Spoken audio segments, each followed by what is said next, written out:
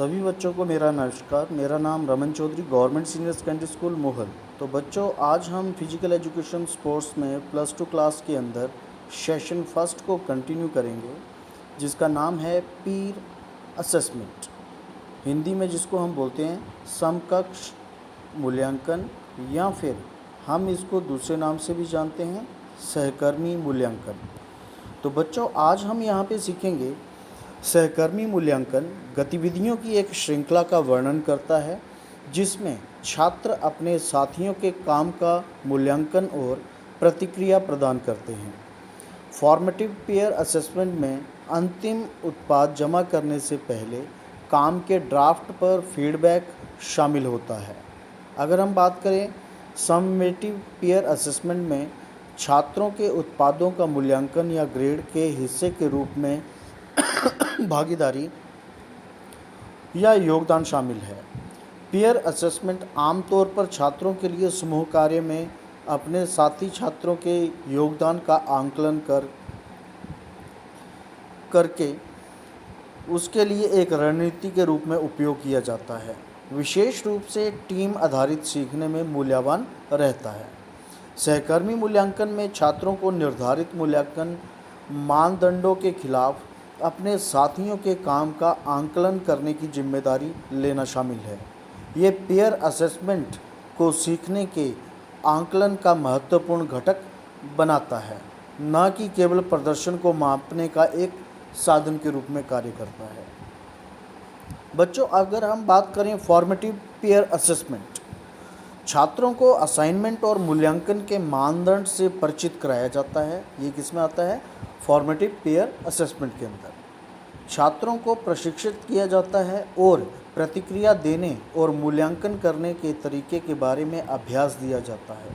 छात्र पूरा करें और मसौदा जमा करें। छात्र अन्य छात्रों के ड्राफ्ट का आंकलन करते हैं और अपनी प्रतिक्रिया देते हैं। छात्र प्राप्त फीडबैक पर विचार करते हैं और अंतिम प्रस्तुतिकरण के लिए अपने काम को संशोधित करते हैं। असाइनमेंट को प्रशिक्षक द्वारा वर्गीकृत किया जाता है। प्रशिक्षक कक्षा के साथ गतिविधि पर प्रतिबिंबित करता है।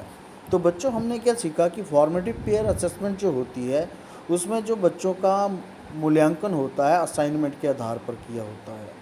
अब अगर हम छात्रों को प्रशिक्षित या प्रतिक्रिया देने की बात करें, तो उसमें बच्चे बार बार अभ्यास करते हैं और उसको पूरा करने की कोशिश करते हैं। अभ्यास के दौरान जो भी उनके पास किसी भी प्रकार का बोलते हैं कि मटेरियल आता है, तो उसको भी वो क्या करते हैं? जमा करते हैं। अब ड्राफ्ट की बात आती है, अगर कोई लाइंस छात्रों के लिए वहाँ पे प्रतिक्रिया देने के लिए वहाँ पे लिखी गई हैं, तो उसमें वो क्या कर सकते हैं? चेंज अप कर सकते हैं। फीडबैक पर अगर हम विचार करें, तो छात्र जो भी फीडबैक प्राप्त करते हैं अपने टीचर से या किसी भी कैंडिडेट से, तो उस पे वो अपना अंतिम जब प्रस्तुतिकरण होता है, उसके लिए जो भी उसमें काम में संशोधित की हुई चीज़ें होती हैं, उसको वो इन्वॉल्व करता है। अब हम बच्चों सीखेंगे summative peer assessment. Summative peer assessment छात्रों को असाइनमेंट और मूल्यांकन के मानदंड से परिचित कराया जाता है। छात्रों को प्रशिक्षित किया जाता है और ग्रेडिंग रूब्रिक का उपयोग करने और फीडबैक प्रदान करने के बारे में अभ्यास प्रदान किया जाता है। छात्र पूरा करें और अंतिम असाइनमेंट जमा करें। छात्र ग्रेडिंग रूब्रिक का उपयोग करके 3 से 6 अन्य छात्रों के असाइनमेंट का आंकलन करते हैं और फीडबैक प्रदान करते हैं।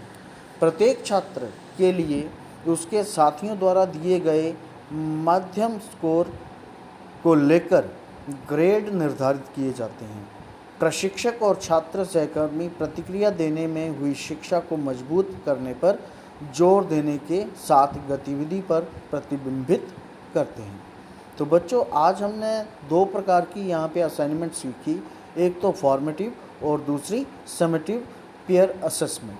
तो बच्चों, इसी प्रकार से आज का यहाँ पे ये पीयर असेसमेंट का टॉपिक आपका कंप्लीट होता है। तो इसी के साथ धन्यवाद।